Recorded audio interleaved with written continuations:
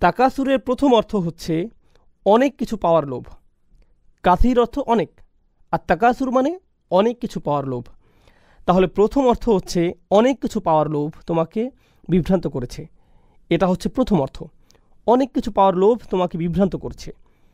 আপনি সবসময় ভাবেন আমার তো যথেষ্ট নেই, আমার আরও দরকার, আমার কেবল ভাড়া বাসা আছে, কিন্তু আমার নিজের একটা বাসা দরকার, আমার একটা পুরাতন গাড়ি আছে, আমার একটা নতুন গাড়ি দরকার, আমার কেবল এইটুকু সঞ্চয় আছে, আমার আরও বেশি সঞ্চয় দরকার, আমার কেবল একটা ব্যবসা আছে, আমার আরও একটা ব্যবসা শুরু করা উচিত, আমার কেবল এইটুকু আছে, আমার আরও বেশি দরকার।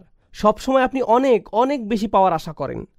আপনার মন সবসময় এইসব আকাঙ্ক্ষায় ব্যস্ত থাকে, আর আপনি গুরুত্বপূর্ণ কিছুর ভাবনা থেকে উদাসীন হয়ে পড়েন। এটা হচ্ছে প্রথম অর্থ। তাকাসুরের দ্বিতীয় অর্থ হচ্ছে অনেক পাওয়ার জন্য প্রতিযোগিতা করা। প্রথম অর্থ ছিল নিজের জন্য অনেক বেশি চাওয়া। দ্বিতীয় অর্থ হচ্ছে অনেক পাওয়ার জন্য অন্যদের সাথে প্রতিযোগিতা করা। সে কিভাবে আমার চেয়ে বেশি পেল, আমার চেয়ে তার বেশি কিভাবে? ভাই, সে আমার চেয়ে ভালো চাকরি করে, আমার ওকে ধরা উচিত, আমার ওকে হারাতে হবে। আপনার অফিসে আপনার চেয়ারে বসে আছেন, আপনার পাশে যে বসে আছে তার চেয়ারটা আপনার চেয়ারের চেয়ে উন্নত। আপনি দেখে ভাবলেন তার চেয়ারটা কিভাবে আমার চেয়ে সুন্দর, সে কিভাবে এটা পেল। এটা খুবই সামান্য জিনিস, কিন্তু আপনি এভাবেই ভাবেন। তার হয়তো একটা সুন্দর মাউস আছে, তার মাউস প্যাডটা ঝকঝকে, তার টেবিলের পাশে সুন্দর জানালা আছে, আমার এখানে তো জানালা নেই। এটা হতে পারে খুবই সামান্য কোনো বিষয়, খুব ক্ষুদ্র পরিসরে। একজনের চাকরি হয়তো বিল্ডিং পরিষ্কার করা, তার ঝাড়ুটা হয়তো পরিষ্কার। আরেকজন দেখে ভাবল, ভাই রে, তার ঝাড়ুটা আমার চেয়ে সুন্দর।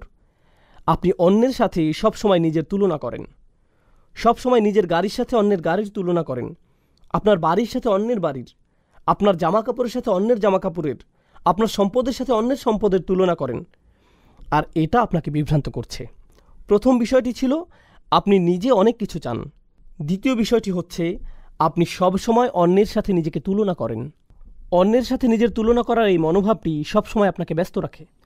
বলে রাখি, এই মনোভাবটি সামাজিক আচার অনুষ্ঠানেও প্রকাশ পায়। তাদের বিয়ে এরকম ছিল, তাহলে আমাদের বিয়ে কেমন হবে? আমাদের পরিবারের বিয়েটা তাদের চেয়েও জাঁকজমক হতে হবে। তারা এই হল ভাড়া নিয়েছে, আমরা এর চেয়েও দামি হল ভাড়া করব। এত এত ভাড়া দিয়ে তাদের বিশাল অঙ্কের ঋণ হয়েছে, আমরা এর চেয়ে বেশি খরচ করে তার চেয়ে বিশাল অঙ্কের ঋণ মাথায় নিব। তাই না? মূল বিষয়টা হচ্ছে এই প্রতিযোগিতা সব সময় এমন হয়, এটা সব সময় হয়। আর হ্যাঁ, এটা তো অমুসলিমদের মধ্যেও হয়ে থাকে। এটা তো শুধু মুসলিমদের মধ্যেই হয়, অবশ্যই তা নয়। আল্লাহ এখানে সমগ্র মানুষের সাথে কথা বলছেন। কে প্রমোশন পেতে চায়? ভাই, তার প্রমোশন না হোক, আর যদি তার হয় তাহলে তার হলো কেন? আমার কেন হলো না? যখন অন্য একজনের প্রমোশন হয়, তার মানে এই না যে আপনি কম পাবেন। এর পরেও আপনার বাসায় খাবার থাকবে, কিন্তু এটা মানুষের প্রকৃতিগত স্বভাব। এমনকি এটা বাচ্চাদের মধ্যেও হয়ে থাকে। মনে করেন আপনার 2টি বাচ্চা আছে, এদের একজনের খাতায় তার শিক্ষক স্টার দিয়েছেন, আর অন্যজনের খাতায় স্টার দেননি। তিনি হয়তো অন্য কারো খাতায় দিয়েছেন।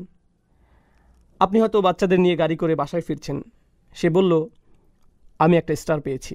অন্যজন হতাশ হলো, আমি কিছুই পাইনি। এখানে লক্ষ্য করার বিষয় হলো, সে স্টার পাক বা না পাক, প্রথম শিশুটি কি এতে কষ্ট পেয়েছে? পায়নি। কিন্তু ইতোমধ্যেই তার মধ্যে কি দেখা যাচ্ছে? প্রতিযোগিতার মনোভাব। তার যা আছে আমারও তা চাই, সে যা পায় আমি যেন তাই পাই। এটা একটা স্বাভাবিক প্রবৃত্তি। তাই আল্লাহ আজ্জা জাল্লা এই আয়াতে এই মনোভাবটির প্রতি ইঙ্গিত করেছেন। তাহলে প্রথমটি ছিল বেশি চাওয়া, দ্বিতীয়টি হচ্ছে বেশি চাওয়ার ক্ষেত্রে প্রতিযোগিতা করা। এটা হচ্ছে দ্বিতীয় অর্থ। আসুন এবার তৃতীয় অর্থটি জানি। তৃতীয় অর্থটি হলো বেশি পাওয়ার কারণে অহংকার করা। আত-তাফাখুর মা আত-তাকাসুর। আপনার অনেক থাকার কারণে গর্ব করা। অর্থাৎ যখন কেউ আপনার কাছে আসে, সে হয়তো কোনো কিছু নিয়ে কথা বলছে, আপনি হুট করে বলে বসলেন, ও হ্যাঁ, আমি তো ওখান থেকে গ্র্যাজুয়েশন করেছি। ওহো, বলে রাখি, এই গাড়িটা আমি মাত্র 2 মাস আগে কিনেছি, খুব ভালো দামে পেয়েছি, মাত্র 37 লাখ, ইত্যাদি ইত্যাদি। সে কি আপনাকে জিজ্ঞেস করেছে আপনার গাড়ি আছে কিনা? সে তো জিজ্ঞেস করেনি, কিন্তু কোনো কারণ ছাড়াই আপনার তাকে বলতে ইচ্ছে হয়েছে। কারণ তাকাসুর থেকে আমরা বুঝতে পারছি এটা কেবল এমন নয় যে শুধু আপনার থাকলেই হবে, বরং আপনি অন্যদেরকে এটা বলতে স্বাচ্ছন্দ্য বোধ করেন। আপনি অন্যদের জানাতে চান যে আপনি খুব ভালো চাকরি করছেন, আপনার এটা আছে, ওটা আছে। তাহলে 3টি বিষয় হলো, তাই না? এবার আসুন চতুর্থ বিষয়। আরবিতে বাবে তাফাউলের 2টি বিষয় রয়েছে। এতে আছে মুফাআলা, যার অর্থ মানুষ একে অপরের সাথে প্রতিযোগিতা করছে। আমরা এটা জেনেছি। তাকাসুরের চতুর্থ বিষয়টি হচ্ছে এমন কিছু যা ভাগ করে নেওয়া যায়। তাআওয়ানু, শুধু প্রতিযোগিতা নয়, বরং একে অপরের সহযোগিতা। চতুর্থ বিষয়টি থেকে বোঝা যায় আপনাদের সবারই এটা আছে। আমাদের সবারই বেশি পাওয়ার আকাঙ্ক্ষা আছে। এমন নয় যে একজনের নেই অপরজনের আছে। আমাদের প্রত্যেকেরই বেশি পাওয়ার আকাঙ্ক্ষা আছে। আমাদের প্রত্যেকেরই এটা আছে।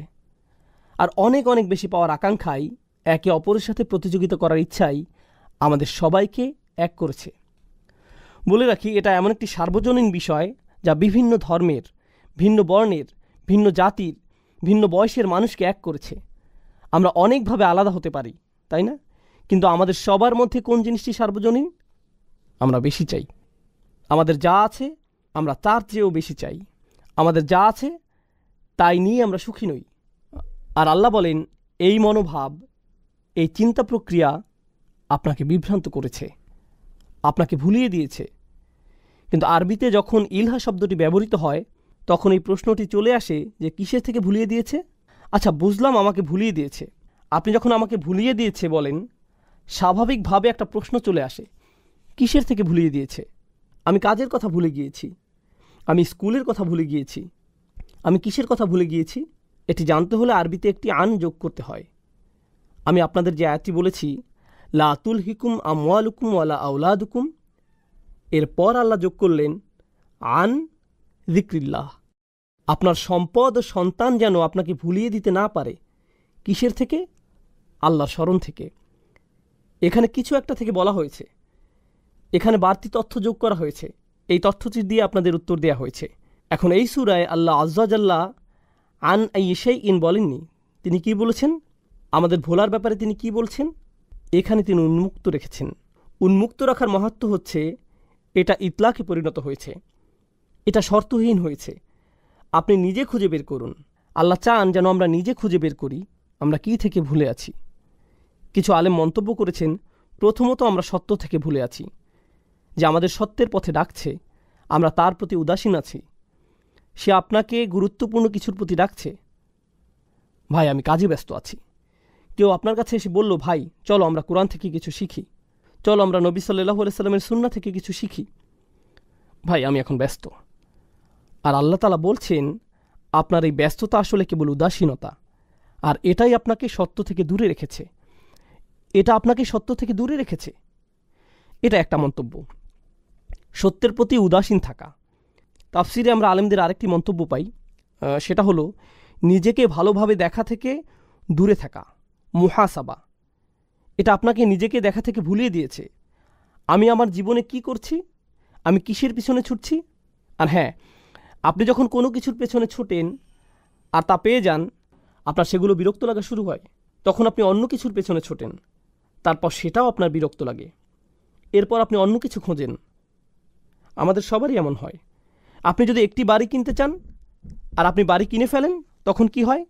কিছুদিন পরে অন্য একজনের বাড়ি দেখতে আপনার বাড়ির চেয়ে সুন্দর মনে হয়, তাই না? এটা বিরক্ত লাগতে শুরু করে। আপনি পুনরায় সাজান। কিছুদিন পর আবার বিরক্ত লাগা শুরু করে। যখন আপনার সন্তান খুব করে একটা ভিডিও গেমের আবদার করে, আপনি সেটা কিনে দেন। তারা সেটা কয়দিন খেলে, কিছুদিন যায়, তারা গেমে জিতে যায়, শেষ। তারা বিরক্ত হয়ে পড়ে। নতুন কোনো মুভি আসলো। অনেক দিন আগে আমি তখন নিউ ইয়র্কে ছিলাম, আমি এমনটি বলেছিলাম, স্টার ওয়ার বা এরকম কোনো মুভি হবে। এর আগেরটা সম্ভবত 70-এর দশকে বের হয়েছিল। এরপরে তার সিকুয়েল বের হলো। জানি না এখন এমন হয় কি না। নিউ ইয়র্কের রাস্তায় বিশাল হুলস্থুল লেগে গিয়েছিল। কেবলমাত্র একটি হলে সেটা রিলিজ পেয়েছিল, আর সেটার লাইন এত লম্বা ছিল যে হজের জন্য পাসপোর্টের লাইনের চেয়েও সেটা কয়েক গুণ বড় ছিল। অসংখ্য মানুষ সেই মুভি দেখার জন্য লাইনে দাঁড়িয়েছিল। সারা রাত তারা দাঁড়িয়ে যেন কিয়াম করছে, যেন সেই মুভিটা দেখতে পারে। তারা সেই মুভির জন্য সব কিছু ছেড়ে লাইনে দাঁড়িয়েছিল। কেউ কেউ তো মনে হচ্ছিল যেন ইসলামের পোশাক পরা ছিল। তারা স্টার ওয়ার্সের বিভিন্ন জামা কাপড় পরে, মুখে ছবি এঁকে হই হুল্লোড় করে লাইনে দাঁড়িয়েছিল যেন তারা মুভিটা দেখতে পারে। তারা তখন অন্য কিছুই চায়নি। আপনি যদি তখন সেই মুহূর্তে তাদেরকে কোনো কিছু নিয়ে বলেন, আপনি যদি বলেন আপনি কি এই কাজটা করবেন বা অন্য কিছু করবেন, না না না না, আমি এখন লাইনে দাঁড়াবো। যখন তাদের মুভি দেখা শেষ হয়, বের হয়ে তারা কি বলে,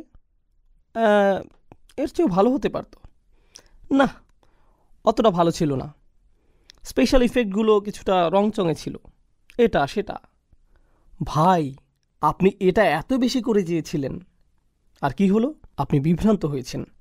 আপনি ভেবেছেন এটা আপনাকে সুখী করবে, আর এজন্যই আপনি এটা করেছেন। আর যখন আপনি এটা শেষ করলেন, আপনি কি সুখী হয়েছেন? না, আপনি তখন অন্য কিছু নিয়ে পড়ে গিয়েছেন। ভাই, এখন আমাকে তৃতীয়টির জন্য অপেক্ষা করতে হবে। এখন আপনি পরবর্তীটার জন্য অপেক্ষা করছেন। তাহলে আপনি নিজেকে বিভ্রান্ত করেই যাচ্ছেন। আপনি একটু থেমে নিজেকে জিজ্ঞেস করছেন না, ভাই আমি তো কখনোই তৃপ্ত হচ্ছি না। যখনই আমি কিছু পেয়ে যাই, তারপর আমার অন্য কিছু দরকার হয়। আমি কখনোই তৃপ্ত হই না, আমার প্রয়োজন ফুরায় না। তাহলে এটা আপনাকে আপনার নিজের দিকে তাকানো থেকেও দূরে রাখে। এটা আপনাকে আপনার জীবনের উদ্দেশ্যের প্রতি তাকানো থেকে দূরে রাখে। এই বিভ্রান্তি, এই চাহিদা, এই প্রতিযোগিতা আপনাকে এই প্রশ্ন থেকে দূরে রাখে যে আমি কেন এই পৃথিবীতে এলাম। এখানে আমার কাজ কি শুধু একটা কিছুর পিছনে ছোটা, এরপর অন্য কিছুর পেছনে ছোটা, তারপর আরেকটা কিছুর প্রতি ছোটা, তারপর কবরে চলে যাওয়া, এইগুলোই? এই জন্যই কি আমি এখানে এসেছি? এই জন্যই কি আমাকে এখানে পাঠানো হয়েছে? কারণ পশু পাখিরা এইসব করে। তারা খায়, তারপর তারা আবার ক্ষুধার্ত হয়ে পড়ে, তাই তারা আবার খায়, এরপর আবার ক্ষুধার্ত হয়ে পড়ে। এরপর একটা পশুর সাথে আমার পার্থক্য কি? যদি এজন্যই আমি এখানে এসে থাকি, তাহলে একটা পশুর সাথে আমার পার্থক্য কী রইল? কিন্তু আপনি এই প্রতিযোগিতায় এতই ব্যস্ত হয়ে পড়েছেন যে আপনি নিজেকে এই প্রশ্নটি করার সময়টাও পান না। যদি আপনি ভেবেও থাকেন, তা কেবল একটা ভাসমান চিন্তা, এমন কিছু নয় যা নিয়ে আপনি সত্যিই চিন্তিত হয়ে পড়বেন। আমরা আলেমদের আরও কিছু মন্তব্য দেখি। এটা আপনাকে এই সংবাদ থেকে দূরে রাখে, অর্থাৎ কোরআন থেকে দূরে রাখে। কোরআনের মাধ্যমে আপনার চোখ খুলে যাওয়ার কথা ছিল। এর মাধ্যমে আপনি আপনার জীবনের উদ্দেশ্য খুঁজে পাওয়ার কথা ছিল। এর মাধ্যমে আপনি নিজের অন্তরের সমস্ত খুঁটিনাটি আপনি পর্যবেক্ষণ করবেন, এটাই হওয়ার কথা ছিল। এটা আপনার নিজেকে নিজের সামনে পেশ করার কথা ছিল। কিন্তু এই কোরআনের জন্য আপনার সময় নেই, কারণ আপনি তাকাসুরে খুব ব্যস্ত। এটা আপনাকে বিভ্রান্ত করেছে। তবে সবচেয়ে অসাধারণ মন্তব্যটি বলতে গেলে, গত সূরাটি কী ছিল আপনাদের মনে আছে? সূরা করিয়া, আল করিয়া, জোরে করা নাড়া শব্দ শুরুতে, আর শেষে হাবিয়া। আল্লাহ বলেন আলহাকুমুত তাকাসুর। এটা এত বড় বিভ্রান্তি যে এমনকি এটা আপনাকে আল করিয়া থেকেও দূরে রাখে। পুরো পৃথিবী একদিন কেঁপে উঠবে, এমন সত্য থেকে এটা আপনাকে দূরে রাখে। জাহান্নামের আগুন আমাদের সামনে চলে আসবে। কিছু মানুষের পাল্লা ভারী হবে, কিছু মানুষের পাল্লা হালকা হবে। যে পরম সত্য সম্পর্কে আপনি জেনেছেন, আপনি মুখস্থ করেছেন, যা আপনি তিলাওয়াত করেন। আমাদের অনেকেই সূরাটি তিলাওয়াত করেন, কারণ সূরাটি বেশ ছোট আর আমাদের সময় কম, তাই আমরা এই সূরাটি পড়ি। যদিও আমরা এটা পড়ি, তবুও আমরা এই বাস্তবতা থেকে দূরে সরে আছি। এটা কিভাবে সম্ভব? আলহাকুমুত তাকাসুর, সুবহানাল্লাহ। সূরার শুরুতেই আল্লাহ এমন ঘোষণা দিয়েছেন। এখন আসুন এই আয়াত সম্পর্কে আলেমদের আরও কিছু মন্তব্য দেখি। প্রথমে আমরা এই সূরার সাথে সূরা আদিয়াতের সম্পর্ক আলোচনা করব। আপনাদের মনে আছে সূরা আদিয়াতে আমরা দুনিয়ার প্রতি আমাদের মনোভাব নিয়ে পড়েছিলাম? এই সূরাতেও তাই। ওই সূরাটিতে আল্লাহ বলেন, ইন্নাল ইনসানা লি রব্বিহি লাকানুদ, নিশ্চয়ই মানুষ তার রবের প্রতি বড়ই অকৃতজ্ঞ। ওয়া ইন্নাহু আলা যালিকা লাশাহিদ, আর নিশ্চয়ই সে এই বিষয়ে সাক্ষী। ওয়া ইন্নাহু লিহুব্বিল খৈরি লাশাদীদ, আর নিশ্চয়ই সে ধন সম্পদের প্রতি খুবই আসক্ত। দুনিয়ার সব কিছু খুবই আকর্ষণীয়। এখন আল্লাহ এখানে বলছেন এসবের প্রতি তোমার ভালোবাসা অনেক বেশি। তিনি আগের সূরায় এমনটি বলেছিলেন।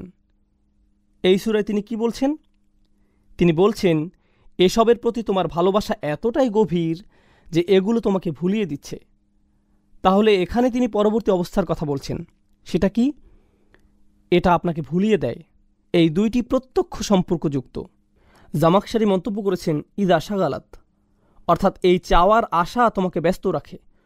শুধুমাত্র আপনার মনেই নয়, বরং আপনার আচরণেও এটা আপনাকে ব্যস্ত রাখে। তিনি কাফিরদের এভাবে সংজ্ঞায়িত করেছেন, আত্তাবারি ফিল কাসরা আত্তাবাহি বিহা। নিজের অনেক আছে, এটা মানুষকে দেখিয়ে বেড়ানো, সেই সাথে এটা দেখিয়ে গর্ব অনুভব করা। যেমন কেউ বলল, আমাদের অনেক কিছু আছে। এটা শুনে অন্যজন বলল, না, আমাদের তার চেয়েও বেশি আছে। এভাবে কার বেশি আছে আর কার কম আছে এর হিসাব করতে করতে আপনার জীবন অতিবাহিত। সুবহানাল্লাহ। শাওকানি রহমাহুল্লাহ তাকাসুর নিয়ে মন্তব্য করেছেন, তারা একে অপরকে কার কি বেশি আছে সেটা দেখিয়ে বেড়ায়। খুবই গুরুত্বপূর্ণ কথা বলেছেন। তিনি বলেছেন, এখানে বিভ্রান্তি বলতে টাকা পয়সা অথবা সন্তানটিকে বোঝানো হতে পারে। আল্লাহ যে বিভ্রান্তির কথা বলেছেন তা হলো সম্পদ আর সন্তান। তিনি কেন এমনটি বললেন? আরেকটি জায়গায় ইলহা কিভাবে ব্যবহৃত হয়েছে? আল্লাহ বলেন, লা তুলহিকুম আমওয়ালুকুম ওয়ালা আওলাদুকুম। বিভ্রান্তি বলতে কোরআনের সম্পদ ও সন্তানকে বোঝানো হয়েছে। এটা এক জায়গায় এসেছে। অন্য জায়গায় আমরা তাকাসুরের বর্ণনা পাই। সূরা হাদীদে আল্লাহ বলছেন, আতাকাসুরুন ফিল আমওয়ালি ওয়াল আওলাদ। তাহলে আয়াতের প্রথম শব্দ ইলার সাথে আমরা আমওয়াল ও আওলাদ এই দুটি শব্দ পাই। দ্বিতীয় শব্দ তাকাসুরের সাথেও আমরা আমওয়াল ও আওলাদ পাই। আমরা এই উভয় ক্ষেত্রেই পাই।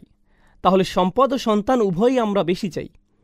কিন্তু আমরা দেখছি যে আমাদের জীবনের আসল উদ্দেশ্যের দৃষ্টিকোণ থেকে এই দুইটি আমাদের জন্য বিভ্রান্তি।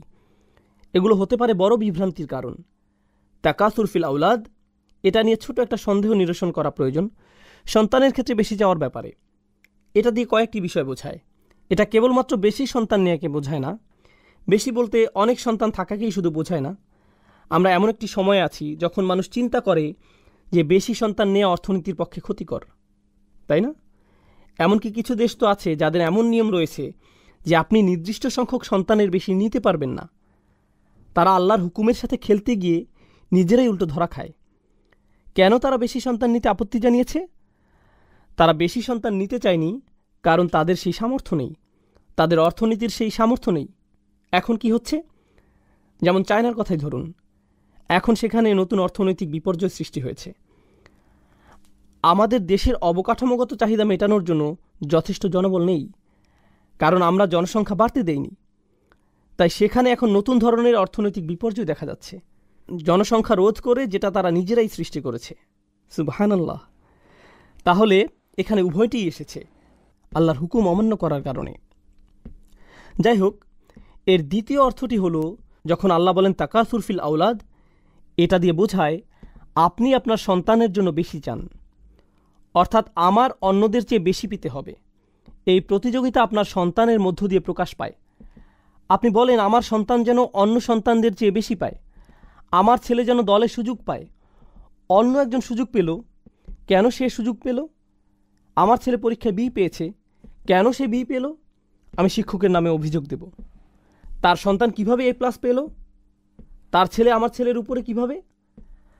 আপনার ছেলে বি পেয়েছে তার নিজের কারণে, এর সাথে তার ছেলের কোনো সম্পর্ক নেই। কিন্তু আপনি সব সময় আপনার সাথে অন্যের তুলনা করতে থাকেন, সব সময় তুলনা করেন। এটা শুধু আপনার ছোট মানসিকতার পরিচয় নয়, আপনার সন্তানের উপরও এর প্রভাব পড়ে।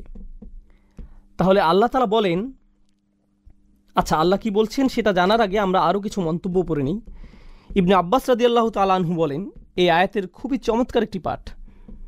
তিনি শুরুতে একটি অতিরিক্ত হামজা দিয়ে পড়তেন, আলহাকুমুত তাকাসুর অথবা আলহাকুমুত তাকাসুর।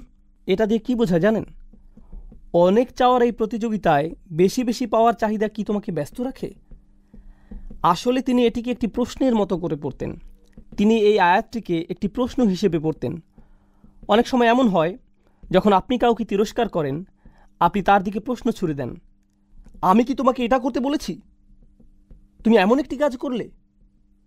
আপনি কিন্তু বলেন না যে তুমি এটা করেছ, আপনি বলেন তুমি এমন কাজ করেছ। তুমি কি আমাকে বলবে যে তুমি এটা কেন করলে, কিভাবে করলে? আপনি এইভাবে প্রশ্ন ছুড়ে দেন, যেন এটা একটা জাজার, মানে কাউকে তিরস্কার করা, কাউকে ভর্ৎসনা করা। ইবনে আব্বাস রাদিয়াল্লাহু তাআলা আনহু আয়াতটিকে এভাবে পড়তেন। আবু মুসলিমের মন্তব্যটি আমরা আগে পড়েছি। তার মন্তব্যটি মূলত ছিল এমন যে এটা মানুষের মধ্যে ভাগ করে নেওয়া যায়।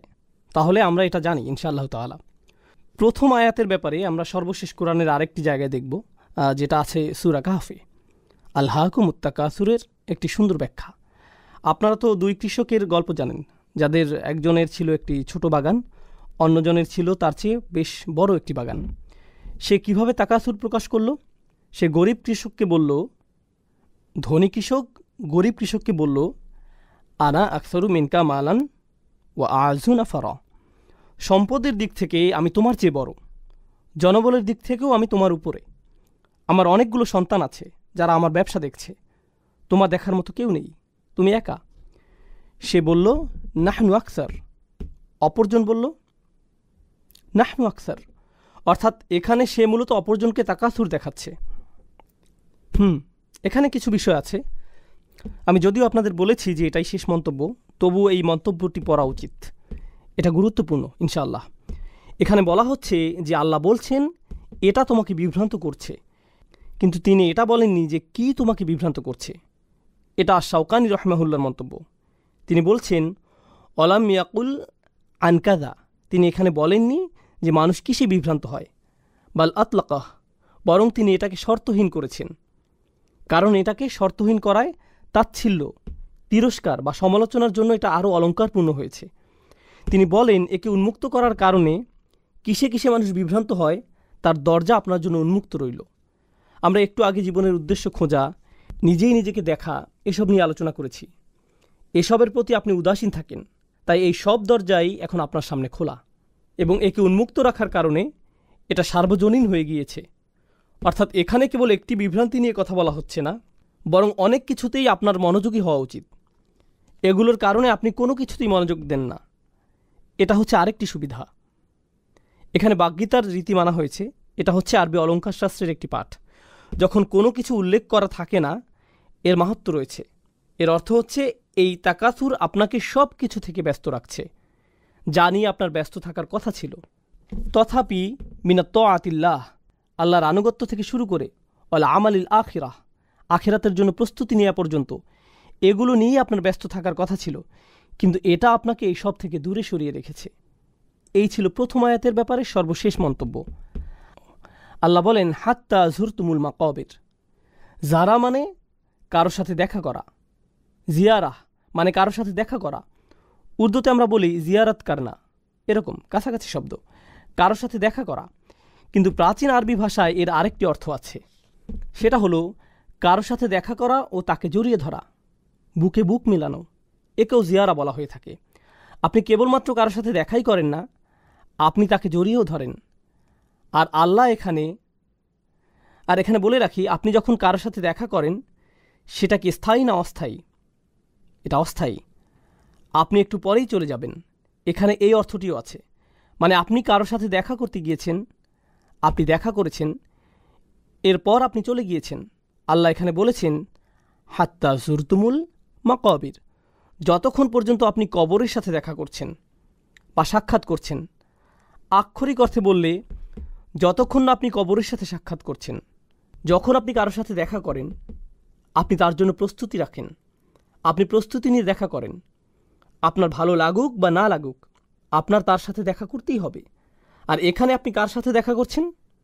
আপনার কবরের সাথে।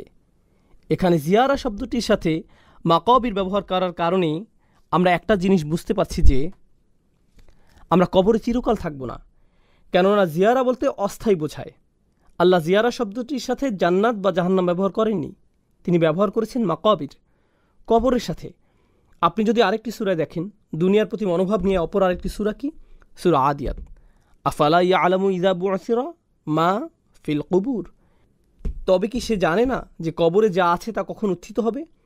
এখানে কুবুর শব্দটি ব্যবহৃত হয়েছে, আর এই সূরায় মাকাবির শব্দটি এসেছে। মাকাবির শব্দটি জিয়ারা শব্দের সাথে উপযুক্ত, কারণ জিয়ারা একটি স্থানে করা হয়ে থাকে। আর মাকাবির শব্দটি মাকবারা শব্দের বহুবচন। আরবি ভাষায় কোনো বিশেষ্য পদ মা দিয়ে শুরু হলে একে বলা হয় জরফে মাকান। এটা দিয়ে কোনো স্থান নির্দেশ করা হয়, যেমন মসজিদ বা মাতার বিমানবন্দর, বা মাকআদ বসার জায়গা, মজলিস এটাও বসার জায়গা, সমাগম। তাহলে বোঝা যাচ্ছে শুরুতে মা থাকলে সেটা দিয়ে কোনো জায়গা বোঝায়, এটাই জরফে মাকান। আর সাক্ষাৎ কোনো একটা জায়গায় হয়ে থাকে, তাই কবরের কথা বোঝাতে এর সাথে এখানে জায়গার বর্ণনা এসেছে। মানে এটা একটা কবরস্থান। আপনি যখন কিছু পাওয়ার ধান্দায় থাকেন, কোথায় আপনার খুব একটা যাওয়া হয় না? কবরস্থানে। সেখানে আপনার জন্য তেমন কিছু নেই। কবরস্থানে আপনার দুনিয়াবি কিছু পাওয়ার নেই। আপনি শপিং মলে যান, চাকরিতে যান, আত্মীয়ের বাসায় যান, আপনার বসের কাছে যান, আপনি সবখানে যান, কিন্তু কোথায় যান না? আপনি কবরস্থানে যান না। আমার নিজের উপর একটা উদাহরণ মনে পড়ছে। এটা ছিল নিউ ইয়র্কে। তখন আমি নিউ ইয়র্ক থাকতাম। আমি থাকতাম কুইন্সে, আর আমার কলেজ ছিল ম্যানহাটনে। তো আমরা এলাই হয়ে যেতাম। সেখানে ছিল একটা বিশাল কবরস্থান, মেইন রোডের পাশেই। এই কবরস্থানটা আমি মনে হয় টানা 10 বছর দেখেছি, কিন্তু কোনো দিনই যাইনি। আর শুধুমাত্র কেবল আমি নই, প্রতিদিন হাজার হাজার মানুষ এর পাশ দিয়ে যায়। কেউই কখনো সেখানে যায় না। কেবল যায় কখন? যখন তাদের মৃত্যু হয়, যখন তাদের সেখানে রাখা হয়। সুবহানাল্লাহ। তাহলে এটা হচ্ছে আয়াতের একটি অর্থ, কিন্তু অপর অর্থটিও খুবই গুরুত্ববহ। আমরা এখানে সাবাবুন নুজুম দেখতে পাই। আপনারা জানেন যে কিছু আয়াতের ঐতিহাসিক প্রেক্ষাপট থাকে, আর ওই সময়ের অর্থ কী ছিল? যেহেতু আলেমদের মতে তৎকালীন সময়ে কিছু গোত্র ছিল যারা সবসময় অন্য গোত্রগুলোকে তুচ্ছ করত। তোমাদের চেয়ে আমাদের বেশি মানুষ আছে, তোমাদের চেয়ে আমাদের বেশি অস্ত্র আছে, আমাদের যারা মারা গিয়েছে তারা তোমাদের মৃতদের চেয়ে সেরা। তারা কবরস্থানে যেত আর বলতো, আমাদের গোত্রে ইনি ছিলেন আর ইনি এটা এটা করেছেন। তোমাদের গোত্রে কি কেউ কখনো এমন করেছেন? তারা এভাবে কবরে গিয়ে একে অপরের সাথে প্রতিযোগিতা করত। তারা বলতো, তোমাদের কি এমন কেউ ছিল? এখনকার সময় আমরা বলি, আমাদের ইতিহাসে ইনি ছিলেন, অমুক ছিল, তমুক ছিল। ইতিহাসের নায়কদের নিয়ে গর্ব করা। তারা যেভাবে সত্যি সত্যি কবরস্থানে গিয়ে কবর দেখিয়ে এভাবে বলতো, এনার মতো তোমাদের কেউ আছে? অমুকের মতো, তমুকের মতো। ভালোভাবে চিন্তা করে দেখলে বর্তমান সময়ে আমরা আমাদের ইতিহাসের নায়কদের নিয়ে এসব বলি। মুসলিমরা সালাউদ্দিনের কথা বলে, কিংবা সাহাবাদের কথা বলে। আমরা আমাদের ইতিহাসের নায়কদের নিয়ে গর্ব করি। এনাদের মতো কে আছে? আমি কি বলছি বুঝতে পারছেন? এখন সমস্যা হচ্ছে, আল্লাহ এখানে যে পয়েন্টটি তুলে ধরেছেন, প্রথমত হাত্তা জুরতুমুল মাকাবির, অর্থ হাত্তা ইয়াতিয়াকুমুল মাওতা বা কবিরতুম। আপনার মৃত্যু চলে এলো, আপনাকে কবরে নেওয়া হলো, আপনার নিজের কবরে যাওয়ার আগ পর্যন্ত আপনি বেশি পাওয়ার লোভ করেই যাচ্ছেন। কিন্তু এর অন্য অর্থটি হচ্ছে, আপনি কবরস্থানে যেতেন, আর যখন কবরস্থানে যেতেন কী হওয়ার কথা ছিল?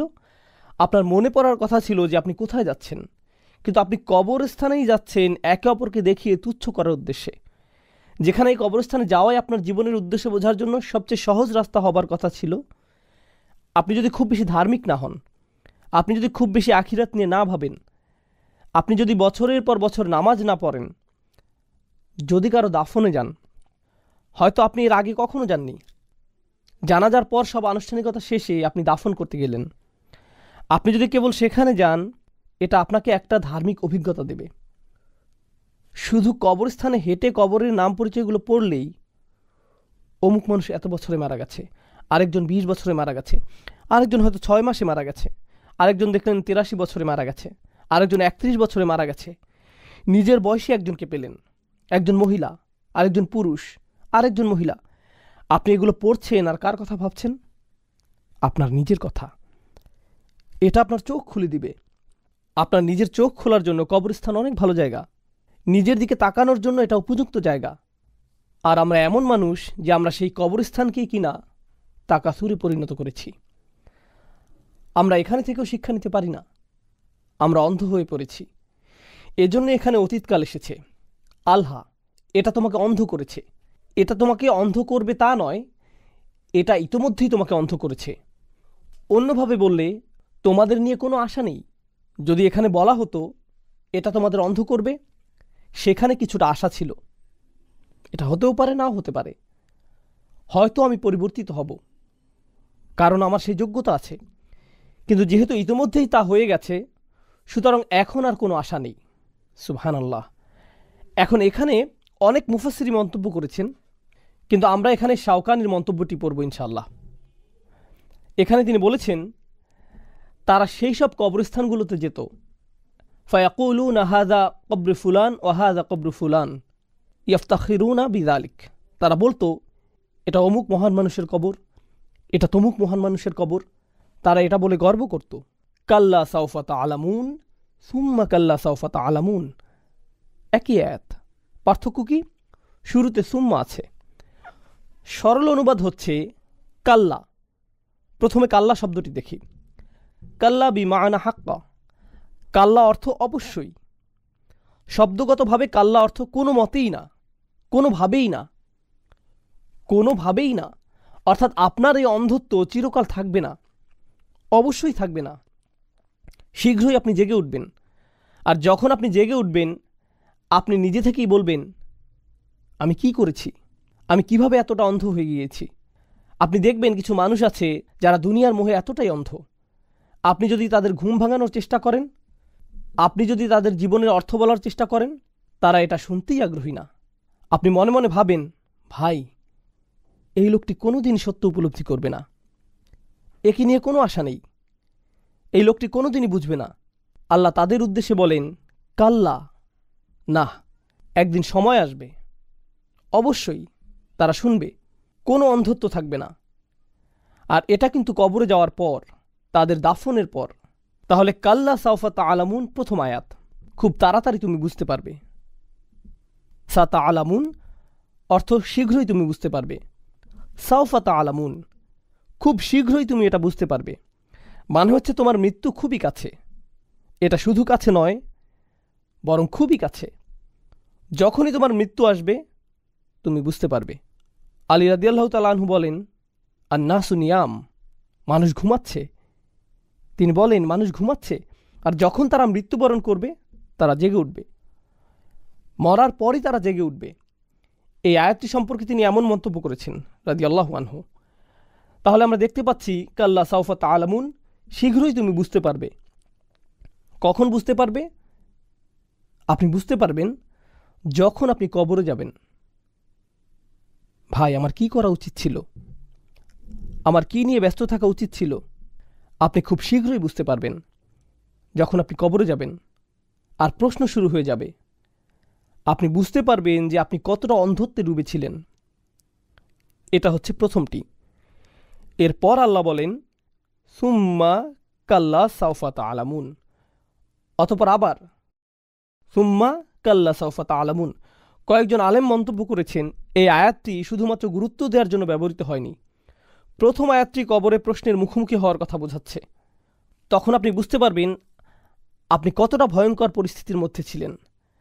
আর দ্বিতীয়বার শীঘ্রই তুমি বুঝতে পারবে দিয়ে বোঝাচ্ছে যখন আপনি কবর থেকে বের হবেন, বিচারের দিন শুরু হবে, আর আপনার সব ভালো আমল ধ্বংস হয়ে যাবে। আপনি আসল বাস্তবতা দেখতে পাবেন। তখন আপনি সত্যি সত্যি বুঝতে পারবেন আপনি কতটা মোহগ্রস্ত ছিলেন। পুরো আমলনামা আপনার সামনে থাকবে। দ্বিতীয়বারের আমলনামা প্রথমবারের চেয়ে আরও ব্যাপক আকারে থাকবে। কবরে আপনাকে প্রশ্ন করা হবে, কিন্তু সেখানে সব কিছু থাকবে না। যখন আপনি বিচারের দিনে উপস্থিত হবেন, আপনাকে কিভাবে জিজ্ঞেস করা হবে? সম্পূর্ণভাবে। যেহেতু দ্বিতীয়বারের জিজ্ঞাসা প্রথমবারের চেয়ে ভয়াবহ হবে, এজন্যই দ্বিতীয় আয়াতে সুম্মা শব্দটি সেই ভয়াবহতা বোঝাচ্ছে। সুম্মা দিয়ে কয়েকটি জিনিস বোঝায়।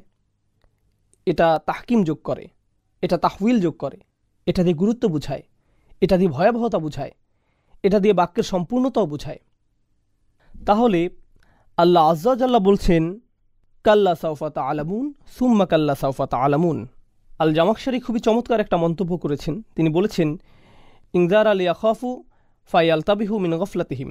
এটা আল্লাহর পক্ষ থেকে একটা নিয়ামত, এটা একটা সতর্কবার্তা, যাতে তারা তাদের অন্ধত্ব ও মোহ কাটিয়ে উঠতে পারে। আর এই পুনরাবৃত্তির মাহাত্ম্য হচ্ছে, এখানে পুনরায় বলার কারণে আরও জোর দেয়া হয়েছে। আমি বলে দিচ্ছি, আমি তোমাকে বলে দিচ্ছি। এভাবে দুইবার বললে কেমন শোনায়? যে শুনবে সে পুরোপুরি সতর্ক হয়ে যাবে। ধরুন আপনার বাচ্চারা পার্কিংয়ে খেলছে, আপনি সত্যিই চান যে তারা খেলা বন্ধ করুক।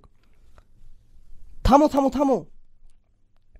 আপনি একবার বলেন না, কয়েকবার বলেন, কয়েকবার বলেন। কথার গুরুত্ব বোঝাতে আপনি কি করেন?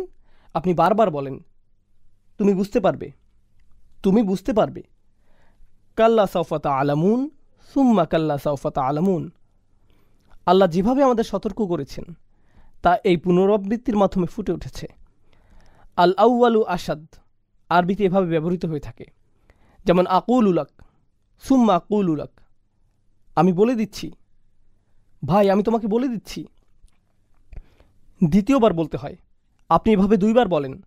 বিষয়টি হচ্ছে এভাবে 2 বার না বললে এর তেমন প্রভাব পড়বে না, তারা এটাকে স্বাভাবিকভাবে নিবে। সুতরাং আপনাকে এমন শক্তভাবে বলতে হবে। আমাদের সমস্যা হচ্ছে কোরআন আমাদের কাছে কেবলই একটা বই, আমরা এটা পড়ছি, কিন্তু কাফেরদের সামনে যখন কোরআন পাঠ করা হতো তখন এটা বই আকারে পড়া হতো না। এটা কিভাবে উপস্থাপিত হতো? কথার মতো করে। আর যখন আপনি কিছু বলেন, আপনার শ্রোতা এর আবেগ অনুভূতি বুঝতে পারে, কিন্তু লেখার মধ্য দিয়ে এটা ততটা সহজ নয়, কিন্তু কথাই সম্ভব। এজন্যই এখন যদি আপনি কোরআন পড়েন, আপনি হয়তো সেভাবে প্রভাবিত হবেন না, কিন্তু যখন আপনি নামাজে এটা শুনবেন, বলুন তো কী হবে? আপনার হৃদয়ের মধ্যে এটার প্রভাব থাকবে। কারণ কোনো কিছু শুনলে এর একটা প্রভাব আছে, কিছু শুনলে এর প্রভাব হৃদয় থেকে হৃদয়ে পৌঁছে যায়। কেউ যদি আপনাকে ইমেইলে কোনো উপদেশ দেয়, আপনি ততটা গুরুত্ব দেন না। কেউ যদি আপনাকে ফোন করে কিছু বলে, আপনি যথেষ্ট গুরুত্ব দেন, কারণ যখন আপনি তার কথা শুনেন এটা আপনার হৃদয়ে পৌঁছে যায়। তাই কোরআনে আমরা দেখি যে সাহাবারা বলেননি করানা ওয়া আতানা, আমরা পড়লাম আর আমরা মানলাম। তারা কি বলেছেন? সামিআনা ওয়া আতানা, আমরা শুনলাম এবং আমরা মানলাম। লেখা পড়তে হয় আর কথা শুনতে হয়, আর এটা এতটাই শক্তিশালী যে মানুষ যখন শোনে তখন তা করতে বাধ্য হয়। আমাদের দারসুল কোরআনের মাহাত্ম্য হলো, আমরা জানি কোরআনের উপর লেকচার হয়, জ্ঞানী ও যোগ্য আলেমরা এটা পরিচালনা করেন ইনশাআল্লাহ। এর একটি মাহাত্ম্য হচ্ছে এটা কোরআনেরই একটি সুন্নাহকে পুনরুজ্জীবিত করে। কোরআন প্রাথমিকভাবে পড়ার জন্য আসেনি, কোরআন প্রথমত শোনার জন্য এসেছে। নবীজি সাল্লাল্লাহু আলাইহি সাল্লাম মানুষদের সামনে এটা তিলাওয়াত করতেন যেন তারা এটা শুনতে পারে। ইয়াতলু আলাইহিম আয়াতিহি। আর যখন এটা পড়া হয় তখন এর শক্তি ও আবেগের আবেদন কিছুটা কমে যায়, যখন এটা শোনা হয় না। কাল্লা লাউ তা'লামুনা ইলমাল ইয়াকিন, কখনো নয়, তোমরা যদি নিশ্চিত জ্ঞানে জানতে। লাউ হচ্ছে কালিমাতুল হাসর, এটা এমন একটি শব্দ যা দিয়ে বোঝায়, একে বলা হয় আফসোস। আল্লাহ আজ্জা ওয়া জাল্লা এখানে তাদের পক্ষ থেকে আফসোস করছেন। যদি তোমরা নিশ্চিতভাবে জানতে, যদি তোমাদের সত্যিই জ্ঞান থাকতো। কেমন জ্ঞান? তিনি বলছেন ইলমাল ইয়াকিন, যদি তোমাদের সুনিশ্চিত জ্ঞান থাকতো, যা অবশ্যই ঘটবে, তা যদি তোমরা জানতে। এটাই ইলমাল ইয়াকিন। এর কিছু পরে আমরা আরেকটি জিনিস দেখব, সেটা হলো আইনাল ইয়াকিন, তাই না? সুম্মা লাতারাউন্নাহা আইনাল ইয়াকিন। তাহলে এখানে 2টি বিষয়, একটি হচ্ছে সুনিশ্চিত জ্ঞান, অপরটি হলো সুনিশ্চিত চোখ। এগুলো বর্ণনাত্মক বাক্য, আমরা এগুলো নিয়ে পরে আলোচনা করব ইনশাআল্লাহ তাআলা। এরপর আমরা দেখি যে কোরআনে তৃতীয় আরেকটি বিষয় উল্লেখ করা হয়েছে যা 2 বার এসেছে। আল্লাহ আজ্জা ওয়া জাল্লা হাক্কুল ইয়াকিন শব্দটি ব্যবহার করেছেন, ওয়া ইন্নাহু লা হাক্কুল ইয়াকিন। তাহলে প্রথমে হচ্ছে ইলমাল ইয়াকিন, আইনাল ইয়াকিন এবং হাক্কুল ইয়াকিন, 3টি বিষয়। এই আয়াত বোঝার আগে আমাদের এই 3টি বিষয় বুঝে নিতে হবে। তাহলে আসুন এগুলো বুঝে নেই ইনশাআল্লাহ তাআলা। প্রথমে আসুন ইয়াকিন শব্দটি দেখি। এই 3টির মধ্যে এই শব্দটি কমন আছে, এর মধ্যে 2টি এই সূরাতেই রয়েছে। কোন 2টি? ইলমাল ইয়াকিন, আইনাল ইয়াকিন। আর তৃতীয় বিষয়টি এই সূরায় আসেনি। এটা কোথায় এসেছে? হাক্কুল ইয়াকিন। তাহলে প্রথমে আসুন আমরা এর অর্থ জেনে নেই। ইমাম রাগিব বলেন, ইয়াকিন হচ্ছে এমন জ্ঞান যা কোনো কিছু সম্পর্কে জানা বা কোনো কিছু সম্পর্কে ভাষা জ্ঞান রাখার ঊর্ধ্বে। এটা হচ্ছে জ্ঞানের উঁচু স্তর। এটা হচ্ছে প্রথম অর্থ। এটা কোনো কিছু নিয়ে অল্প জানা নয়, এটা ইয়াকিন। আমি এই ইয়াকিন শব্দের অনুবাদ করতে চাই এভাবে, এটা হচ্ছে দৃঢ় প্রত্যয় বা অটুট প্রত্যয়। আপনি কোনো কিছুতে পুরোপুরিভাবে সম্পূর্ণরূপে সম্মত হয়েছেন, তখন আপনি ইয়াকিন শব্দটি ব্যবহার করবেন। এটা ইমানের চেয়েও শক্তিশালী শব্দ। কিভাবে এটা ইমানের চেয়েও শক্তিশালী শব্দ সেটা আমরা পরবর্তীতে দেখব। এরপর আমরা পাই আবু হিলাল আল আসকারি ইয়াকিন শব্দটি সম্পর্কে মন্তব্য করেছেন। তিনি বলেছেন, ইয়াকিন হচ্ছে সেই জিনিস যাতে আপনি এতটাই সম্মত যে অন্তর থেকে আপনি এটা নিয়ে খুশি, আপনি মন থেকে এটা নিয়ে সন্তুষ্ট। যেমন ধরুন, কেউ হয়তো বলল যে পরকাল বলতে কিছু আছে, আপনি বললেন আমার মনে হয় এটা সত্যি হতে পারে, হ্যাঁ থাকার সম্ভাবনা আছে, আচ্ছা আমার এটা নিয়ে কোনো সমস্যা নেই। এটা ইয়াকিন নয়, এটা কোনো মতে মেনে নেয়া। কিন্তু আপনি যখন জানেন যে এটা অবশ্যই আছে, অবশ্যই অবশ্যই আছে, গতকাল যেমন ছিল তেমন, আপনি আমার সামনে বসে আছেন, এটা যেভাবে জানেন সেভাবে আখিরাতে বিশ্বাস করেন, তখন এটা ইয়াকিনে পরিণত হয়। আপনি অন্তরে এটা সাধারণভাবে বিশ্বাস করেন না, বরং অটুটভাবে বিশ্বাস করেন। এটাই হচ্ছে ইয়াকিনের প্রথম অর্থ। দ্বিতীয়ত ওয়ানাহজুস সদর বিমা আমালিহি, আসলে এটা দ্বিতীয় অর্থ। প্রথমটি ছিল সুকুনুন নফস, যার মানে আপনি এটা নিয়ে দ্বিতীয়বার ভাববেন না, এটা নিয়ে আপনি পুনরায় চিন্তা করেন না, এটা আপনি এ ব্যাপারে নিশ্চিত, আপনার কাছে এটাই সত্যিকার বাস্তবতা, আপনি এটা নিয়ে দৃঢ় প্রতিজ্ঞ, যা নিয়ে আপনি দ্বিতীয়বার ভাবেন না। তাহলে এই হচ্ছে এর দুইটি মর্মার্থ। একটি হচ্ছে আপনি এটা নিয়ে দ্বিতীয়বার ভাববেন না, আর দ্বিতীয়ত আপনি এই বাস্তবতা নিয়ে পুরোপুরি সন্তুষ্ট। এখন কোরআনে ইয়াকিন শব্দটি কীভাবে ব্যবহৃত হয়েছে? আমরা পাই ইয়াকিন শব্দটি মৃত্যু বোঝাতে ব্যবহৃত হয়েছে। হাত্তা আতান আল ইয়াকিন ও আবুদ রব্বাকা হাত্তা ইয়াতিয়াকাল ইয়াকিন। ইয়াকিন শব্দটি মৃত্যু বর্ণনা এসেছে কেন? এমনকি কাফেরও কিসে বিশ্বাস করে? মৃত্যুতে। মৃত্যুতে আপনি আখিরাতে অবিশ্বাস করতে পারেন, আপনি কবরের প্রশ্নগুলোকে অবিশ্বাস করতে পারেন, আপনি জান্নাত জাহান্নামকে অবিশ্বাস করতে পারেন, ঠিক আছে। কোনো সুস্থ স্বাভাবিক মানুষ মৃত্যুর প্রতি অবিশ্বাস করতে পারে না। এটাই হচ্ছে সুনিশ্চিত বিশ্বাস। যে কোনো আলোচনার শুরুই এটা, যে কারো জন্যই। কোন জিনিসটি সবাই সুনিশ্চিত বলে বিশ্বাস করে? ভবিষ্যতের কোন জিনিসটি আমরা নিশ্চিত বলে জানি? মৃত্যু একেবারে সুনিশ্চিত। তাহলে এটা সবার জন্যই এতটা নিশ্চিত একটি বিষয় যে আল্লাহ এখানে ইয়াকিন শব্দটি ব্যবহার করেছেন। এখন আমরা কোরআনে পাই যে যখন আপনি এটা বিশ্বাস করবেন, এটাকে আপনি নিশ্চিত বলে জানবেন, কিন্তু আপনি একে অন্তরে ধারণ করতে চান না। আমরা এমনটি কোরআনেও দেখতে পাই। আল্লাহ বলেন, যখন আপনি তাদেরকে শেষ সময়ের কথা বলেন, তারা বলে আচ্ছা, আমরা এটা নিয়ে ভেবেছি, শুধুমাত্র ভেবেছি, এর বেশি কিছু নয়। সময়ের কথা বলেন, তারা বলে আচ্ছা, আমরা এটা নিয়ে ভেবেছি, শুধুমাত্র ভেবেছি, আমার মনে হয় এটা হলেও হতে পারে, কিন্তু আমরা পুরোপুরি নিশ্চিত নই। অমা নাহনু বিমুস্তাইকিনিন, আমরা এ বিষয়ে দৃঢ় বিশ্বাসী নই। শুনে এটাকে বেশ চমৎকার মনে হচ্ছে ভাই, তোমাদের মুসলিমদের ধর্মবিশ্বাস খুবই চমৎকার মনে হচ্ছে, এভাবেই তারা বলে। কিন্তু তারা এটাকে ইস্তিকান করে না, তারা একে অন্তরে ধারণ করে না। তাহলে যার ইয়াকিন নেই সে এমন বেদনাদায়ক মন্তব্য করে। তাহলে এখন আসুন আমরা ইলম আল ইয়াকিন, আইন আল ইয়াকিন আর হাক্কুল ইয়াকিন এই সম্পর্কে জানি। আমি আপনাদের উদাহরণ দিয়ে বোঝাবো। আপনি হয়তো গাড়ি চালাচ্ছেন, হঠাৎ আপনি কিছু ধোঁয়া দেখলেন। আপনি কোনো আগুন দেখতে পাননি, আপনি শুধুমাত্র ধোঁয়া দেখেছেন। আপনি সেই ধোঁয়া দেখেই বুঝে গেছেন যে আশেপাশে কোথাও কি আছে, আগুন আছে। কিন্তু আপনি কি আগুন দেখছেন? না। আপনি আপনার জ্ঞানের মাধ্যমে বুঝতে পারছেন যে যেহেতু এখানে ধোঁয়া দেখা যাচ্ছে, নিশ্চয়ই আশেপাশে কোনো আগুন থেকে এটা আসছে। আপনি আপনার নিজের চোখে দেখেননি, নিজের জ্ঞান থেকে আপনি এটা বুঝতে পারছেন। এটাই হলো ইলম আল ইয়াকিন।